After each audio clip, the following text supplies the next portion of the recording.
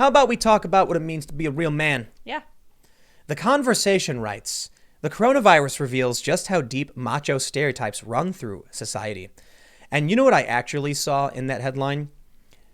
Yada yada, grumble mumble, social justice nonsense, coronavirus. Yep. I saw that too. Nailed it. That's all. I read that now. That's all I see. Blah, blah, blah, blah, blah, blah, blah. Social justice, social justice. We can shoehorn our ideology into anything. Yeah. Macho stereotypes. See, now this is how we know that the pandemic is coming to an end. You're right. Social justice is back. It's back on the rise again. Back for the season. Yeah, exactly. We're running out of things to talk about. So they're putting this stuff back in.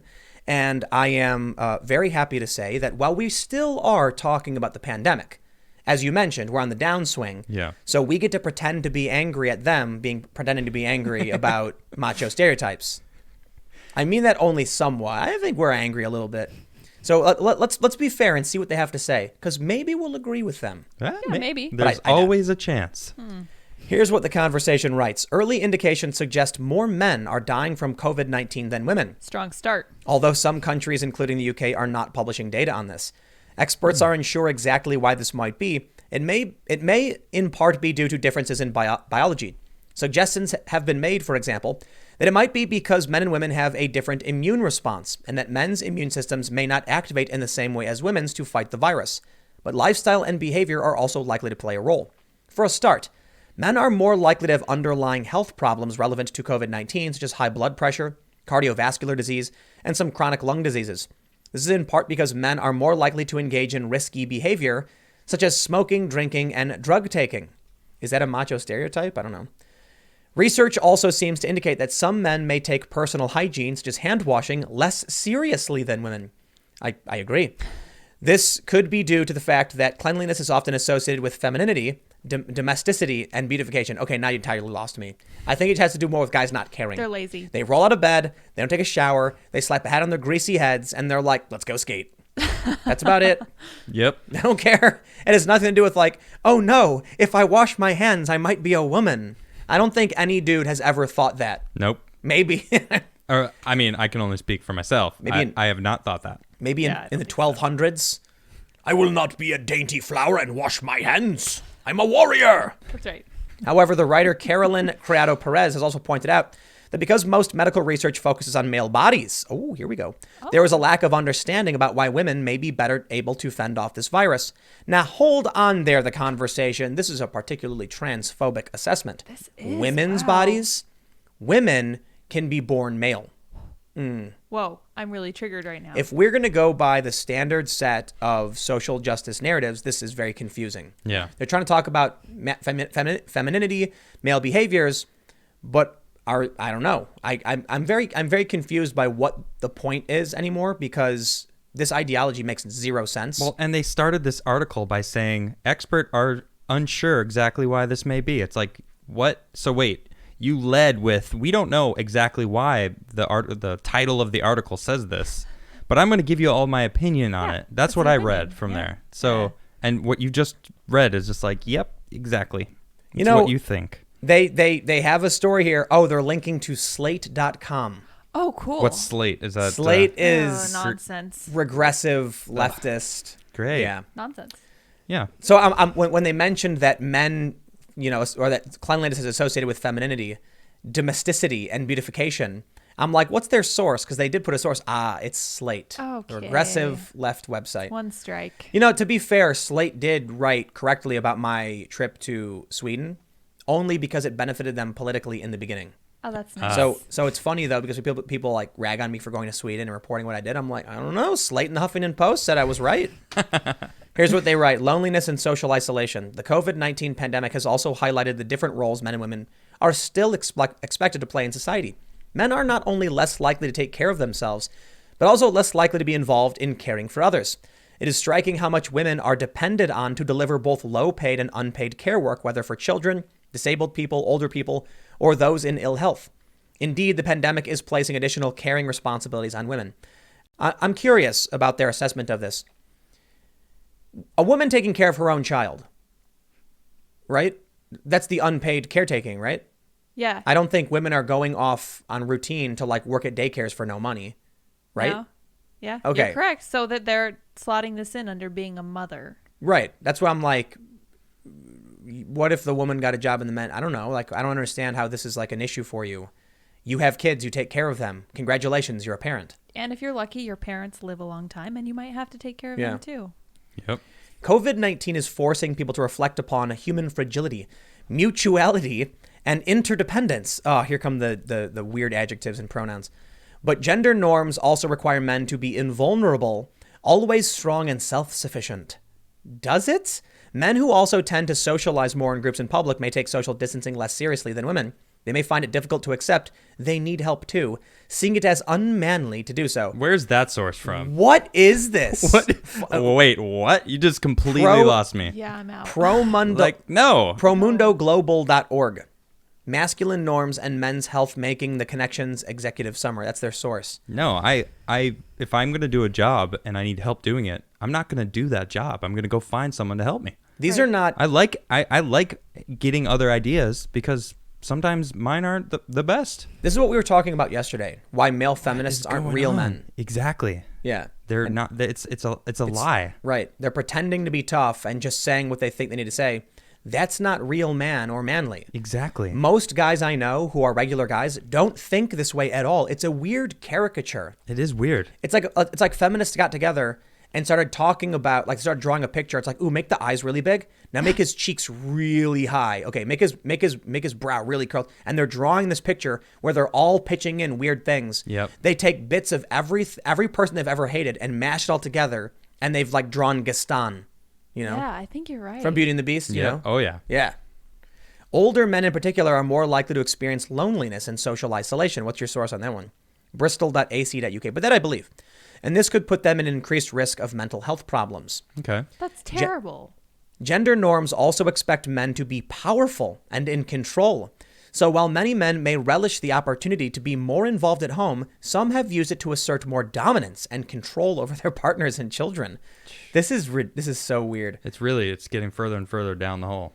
Yeah, that's the goal though, because they know if regular people read it and they Yep. start with the crazy first, Yep. they'll be like, "I'm out." So you gotta rope them in, you know. Yeah, take it real slow. All right, well let's do. What is this? Yeah, please. Oh, there it is. Patriarchy. Oh, yes, we made it. We made it to There it the is. patriarchy. We arrived. Of course, further down. Of course. You tripped and started rolling and then smack face into the patriarchy. Ah, These patriarchal discourses can have serious implications for government policy, such as encouraging overly militaristic authoritarian approaches and prioritizing male-dominated sectors of the economy and society. For instance, women are more likely to be in temporary, informal, or precarious work, which falls outside the protection packages being established. You know what, man? So women don't choose to be petroleum engineers. We need petroleum for the economy to function, for cars. And then they're complaining that we're not prioritizing their not as necessary job. How important is it for some of the work that they're doing? Probably important, within reason. Well, for specific jobs, sure.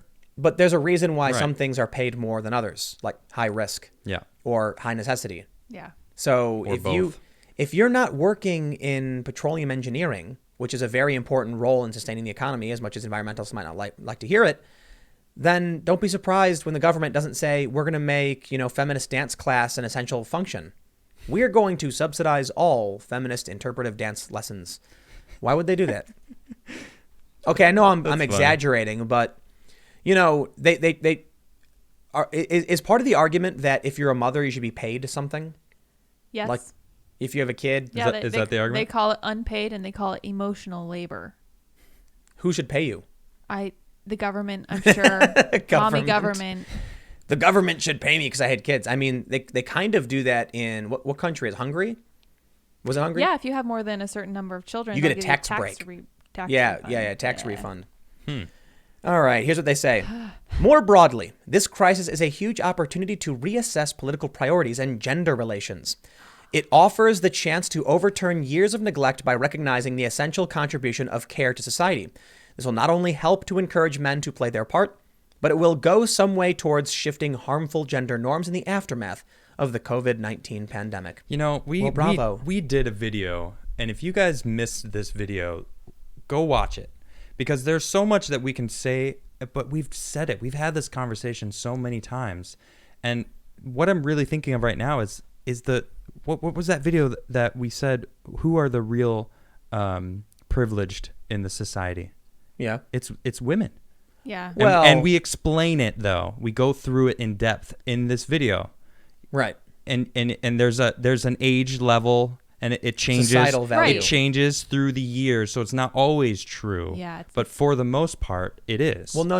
It's early on. Yeah, early in life. So it's Early easier. on, it's right, and as they get older, it's they harder. get Go less down. and less important, and that's the louder and louder mouth Yeah. happens. Well, the Yes, the it's general true. the general problem, my hypothesis is that.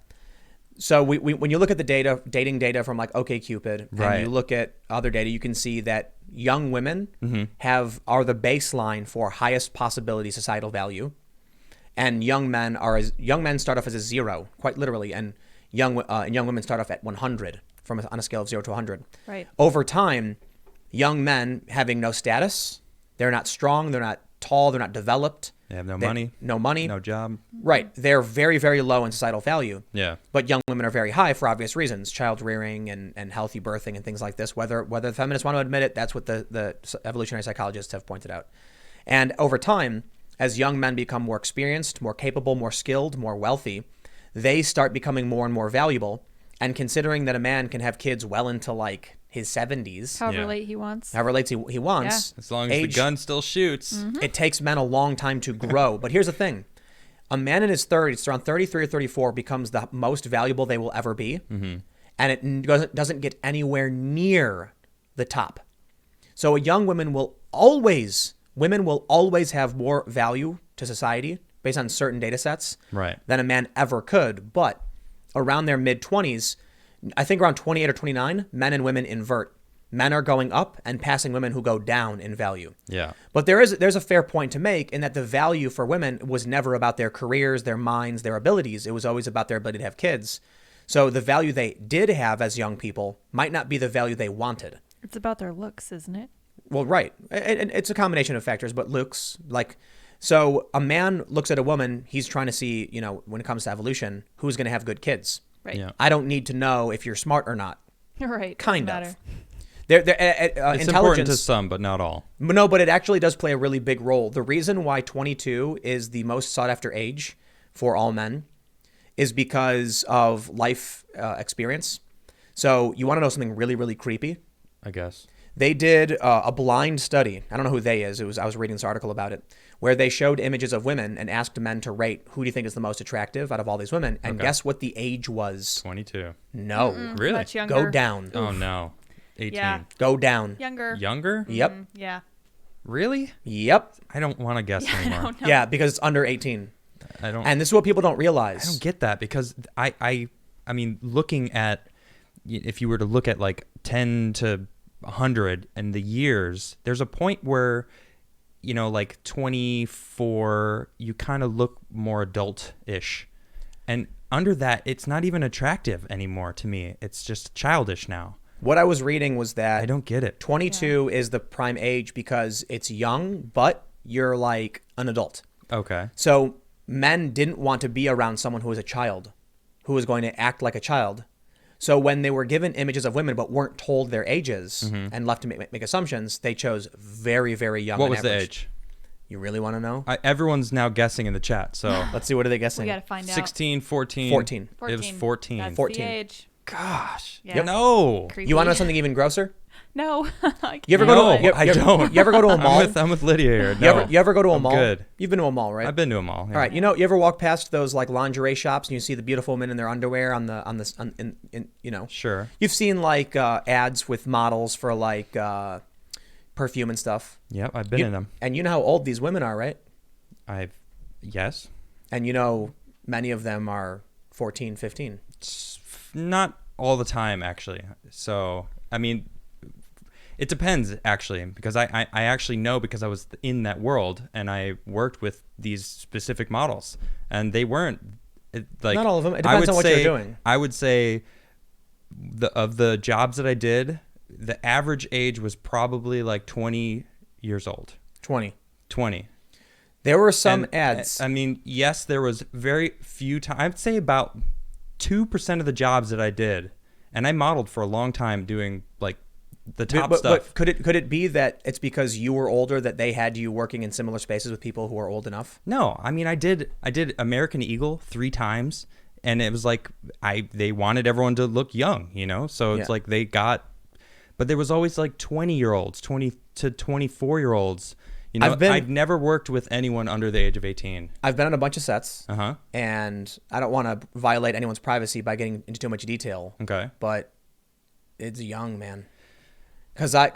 Sure. I mean, that was my main job for 15 years. But here's what I know what I'm talking about. And I could say exactly this. I've been on a bunch of sets where the women were all underage. Okay.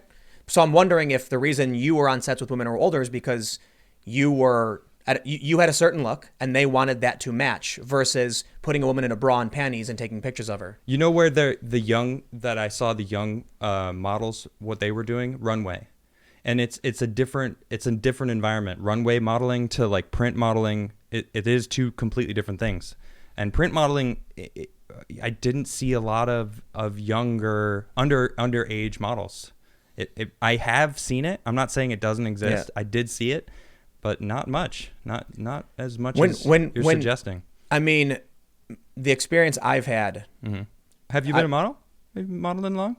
I want to avoid violating. Got a lot of experience modeling. To avoid violating the privacy of certain individuals, I'm gonna just mess with you. I've been on many sets. Okay. I've seen a lot of it. Right on.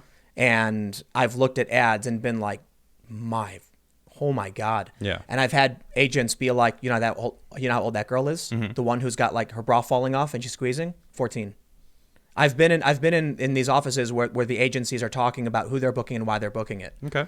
And that's why I'm asking. I'm wondering if it's like you as like with a certain look, they were like, we're going to have women who fit your style. And maybe that was your experience.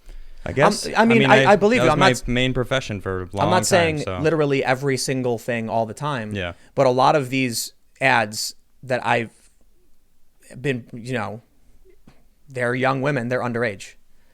But they look, it's funny, but they look older though. Those 14-year-olds, 15, 16-year-olds that you're talking about look of a certain age, and that's not it's rare to get the on camera look that they want of that younger age.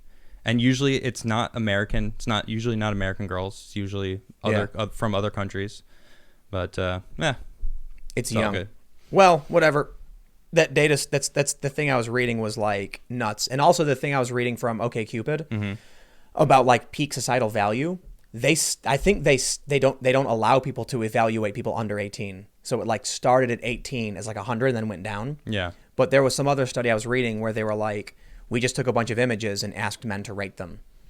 And what I was reading from that was they mentioned something about the age of models and why models are chosen who are typically very young for these reasons, because without knowing anything about them, men are like, ooh, that's attractive. It's interesting. There is a direct correlation with what you were talking about, how women start at 100 and go down, and men start at 0 and go up. And in the modeling world, it is the exact same way. Yep. All my friends that are girl models, they are always talking about like, I really need to maintain. I need to stay in shape. Like, competition's getting rough, I'm not getting booked as much. And then the guys, I know some guys that are still modeling and they're in their 50s now. Yep. It's like, I mean, I guess it depends on what you're doing, because women could switch to lifestyle or something, or catalog. That's true. Yeah. And then it's true. Like, then you're the mom, then you're the grandma. Yep. And they're still looking for it exists, but those jobs tend to already have them filled, Yep. So. Yeah, so like a dude will be like, oh, great, I'm getting gray coming in. And they're like, ooh, that's great, we could use that. Yep. And the women are like, oh, God, my wrinkles, what do I do? Yep, that's why I'm growing this beard out. No, I'm just kidding. I don't I don't model anymore. Thanks for checking out this clip from the Timcast IRL podcast. We do the show live Monday through Friday at 8 p.m. If you want to catch the full show, tune in to this channel, subscribe, hit the like button, or check us out on iTunes and Spotify. And we will soon have this podcast up for free on all podcast platforms. Thanks for hanging out, and we'll see you all in the next episode.